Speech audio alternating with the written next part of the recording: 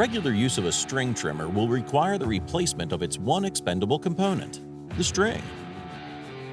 Today, you'll learn how to properly replace the string on a Kobalt 40-volt straight cordless string trimmer with the easy-to-use quick reload head. Kobalt string trimmers work best with Kobalt 0.08 of an inch string, but if you cut your own length, 16 feet cuts are a safe bet, especially for thicker strings. Safety is always the primary concern when replacing parts on powerful tools, so make sure to remove the battery before beginning. Push down on the quick reload knob and line up the arrows.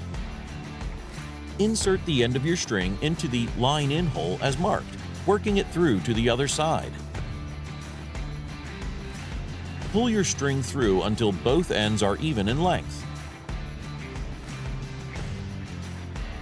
Push down on the knob and turn counterclockwise, easily winding up your string. You want the length of each side to approximately meet at the string cutter blade. And that's all there is to it. Now get out there and show some grass who's boss.